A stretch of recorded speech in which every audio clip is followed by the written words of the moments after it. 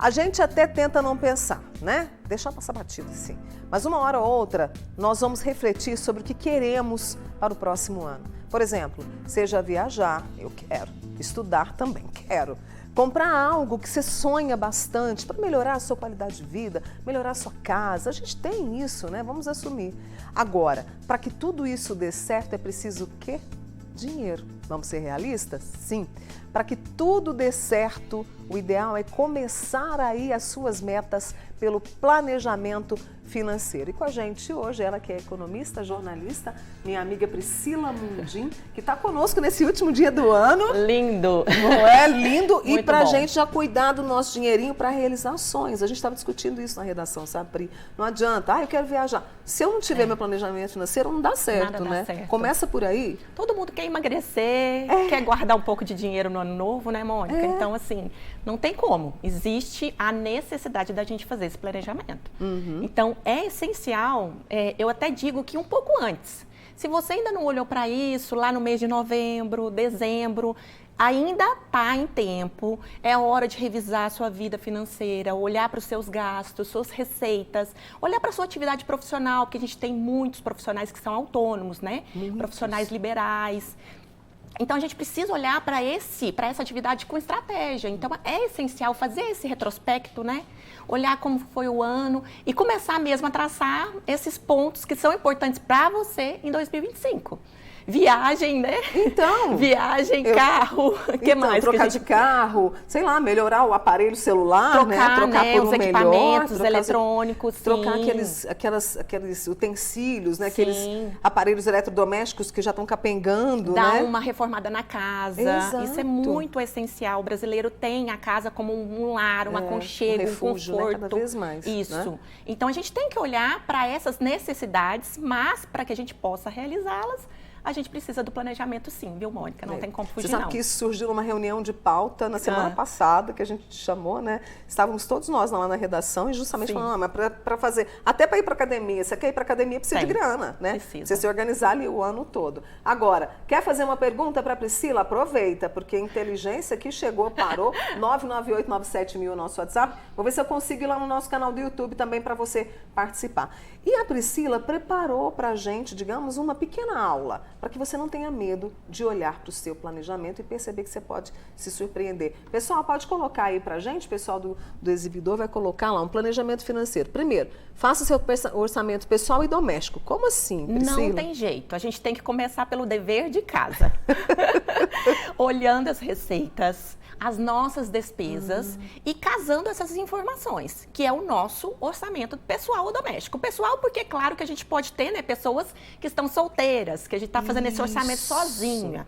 Mas a gente também tem muitas famílias. Então, a gente precisa olhar para esse gasto conjunto, familiar. Ou seja, por isso que eu sempre reforço que tem um orçamento doméstico da casa inteira. Então, não adianta só olhar para você, pai de família ou mãe de família. Tem que olhar para o gasto da família inteira. Concorda, Mônica? Concordo plenamente. Então, a gente tem que somar tudo aquilo que a gente ganha, tudo aquilo que a gente gasta e tem que fazer um deverzinho de casa, colocar no papel nesse primeiro momento. Por exemplo, Mônica, é ideal mesmo que a gente faça, por exemplo, pegue o janeiro inteiro.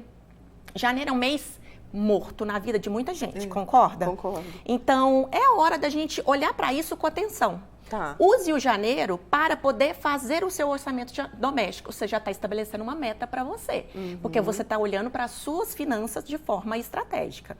Então, é essencial começar por aí. Não tem como. Esse é o primeiro passo, tá? E janeiro a gente já tem imposto na cola, né? Sim, sim, são os nossos custos anuais. IPVA, o IPTU, por exemplo, em Uberlândia, na maioria das cidades, chega, né, no primeiro semestre do ano também, ali por volta de março, abril. A gente tem material escolar das crianças, quem é pai de família, mãe de família. A gente tem matrícula escolar. Alguns serviços que a gente utiliza, Mônica, sempre vão ter reajustes. A academia que você citou, sempre tem reajuste no início do ano. Algum tipo de profissional, um psicólogo, um terapeuta, sempre vai ter um reajuste nesse início de ano. Então, é essencial que você olhe para suas finanças com atenção nesse janeiro para poder tentar mapear tudo. Mônica, e nesse caso a gente precisa do caderninho, tá? É indispensável, Não tem como. A gente até não precisa de uma planilha linda, maravilhosa, cheia de números que piscam, não. Mas a gente precisa do bom e velho papel. Se você conseguir colocar isso tudo no papel de uma forma atenciosa e de uma forma real, tá, Mônica? Não precisa, não dá para poder maquiar a informação, não. Tá. Tipo, o supermercado está custando aquilo mesmo que está custando? A gente precisa colocar dessa forma. Então, real, mundo real, vida real, anote as suas informações no mês de janeiro. Já é uma grande meta. Opa, já vou fazer olhando para as finanças de forma estratégica. Vou te mostrar meu caderninho. Tá. Agora, porque a gente pode se surpreender. Muito. Digamos assim, nossa, estava sobrando isso aqui, eu não vi. Sim. Isso pode acontecer? Sim, pode, claro. Porque a gente fica na bagunça ali, apagando incêndio? O tempo inteiro. E as finanças, a gente não tem condição de não olhar para elas, porque o dinheiro vai, de toda forma, ser gasto com coisas essenciais ou com coisas não essenciais, produtos não essenciais. Então, quando você começa a ter essa atenção, esse olhar mais atencioso que a gente fala, a gente começa a ver que tem muitos escapes por ali. Mônica, eu tenho muitos clientes que olham para as finanças com atenção e veem, por exemplo, um monte de assinaturas que estão ali sendo cobradas no cartão de crédito e que nunca foram usadas. Olha. Existe até um casal de clientes que identificou que o seguro estava sendo cobrado em duplicidade. Seguro de vida, Mônica. É um produto caro, é um produto caro, sendo cobrado em duplicidade. A seguradora vai restituir o valor nesse mês. Ei, gente, então, tá vendo? a gente precisa ter essa atenção, olhar, concorda? Sem medo, sabe? Eu sei que às vezes a gente claro, fala, ai, tô com medo de olhar porque o negócio tá feio. Não, a gente fica meio ansioso para olhar, né, Mônica? Não dá para poder Mas aí negar. quando você olha, diminui a ansiedade, você tem uma clareza. Claro, a clareza é o essencial no planejamento financeiro. E Alan, você vai detalhando tudo isso, que já é o nosso segundo ponto aqui que a gente listou, e detalhando receitas, despesas e tudo aquilo que a gente tem parcelado no cartão de crédito, tudo aquilo que a gente tem de boleto, crediário de uma loja. Às vezes você fez uma compra no cartão da sua mãe ou no cartão de uma irmã. É muito comum, infelizmente. Mas a gente precisa enumerar isso. Então, use o mês de janeiro para poder colocar isso no papel. E aí vem ele, pesquise os Sim. sonhos e objetivos financeiros. Ou seja, quero viajar para fora esse ano. Isso. Tem que pesquisar. Muito. A gente está com dólar nas pesquisa, alturas. Muita pesquisa. Você precisa trazer vários orçamentos. Você precisa pesquisar pessoas diferentes para te ajudar. Se você vai acionar uma agência de viagem ou um profissional que é específico naquela área. Você precisa fazer várias cotações para que você possa pagar o valor real daquele serviço. Então, encontrou esse valor, esse serviço, quero realmente viajar ou ir para a praia com a família no fim do ano. Você tem o valor da viagem, aí começa o nosso processo de estabelecimento de meta financeira. A minha meta não é ir para a praia no fim do ano. Não é. A minha meta é: eu quero ir para a praia no fim do ano com a minha família. Para isso, eu vou economizar R$500, R$600 todos os meses. Como? Reduzindo o gasto do meu lazer ou reduzindo o gasto das minhas assinaturas no cartão que estão cobrando a mais. Eu vou economizar na comida pedida, no delivery, vou comer mais em casa. Para isso, eu vou juntar R$600 por mês. No fim do ano, eu vou ter quanto? Cerca de R$6.000 ali para fazer a viagem com a família. Então, a meta, ela precisa ser específica, ela precisa ser mensurável e precisa ser prática. Ela precisa ser temporal, assim. A meta é no fim do ano, viajar com a família. Mas para chegar lá, eu preciso economizar dinheiro ao longo do ano, como? Trocando o delivery pela poupança. Né? Pelo dinheiro que eu estou poupando. Trocando, olhando para o meu cartão com atenção e deixando de ter todas essas assinaturas que não estão me trazendo nenhum benefício. Pelo contrário. Então, eu preciso estabelecer como eu vou chegar até a minha viagem.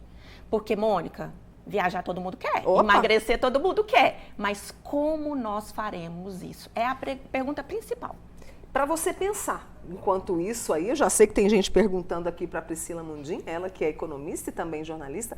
Já já eu volto, viu? Com essa conversa maravilhosa para a gente ter clareza, sossego e realizar os nossos sonhos. Já volto com você porque eu vou falar do salário. Estamos de volta com a Priscila Mundim, que é economista e jornalista, falando para a gente encarar esse planejamento financeiro. Quero trazer a dúvida da Irene. Como ensinar para as crianças esse processo? Mônica, a educação financeira sempre tem que ser ensinando para as crianças o ato de esperar. Uhum.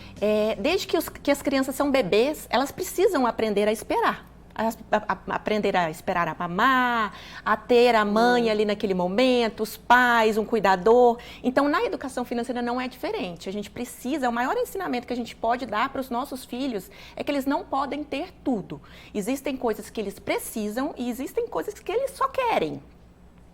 O que precisa realmente, a gente vai se organizando para poder comprar, mas o que eles só querem, que é aquele presente, aquele eletrônico... Aquele sorvete fora de hora. Aquele sorvete fora de hora, aquela pizza, né? A gente pode esperar. A gente, às vezes, tem que esperar, sim, o Natal para poder ganhar, o seu aniversário, um dia das crianças. Então, para a educação financeira de crianças, a gente sempre reforça o ato de esperar. Porque a criança não pode entender que o dinheiro é infinito. O dinheiro não é infinito, ele é finito, ele é escasso. A gente precisa administrá-lo de uma forma muito, muito, muito saudável. Senão a gente realmente se enrola. Eu adorei essa dica, é saber esperar. Tem que deixar isso muito claro para a criança, sim. né? Então envolve a família no processo. Sim, as crianças precisam participar, que o sonho da família naquele ano é ir para a praia em dezembro. Então elas precisam entender o que a gente vai fazer de sacrifício, sim, Mônica.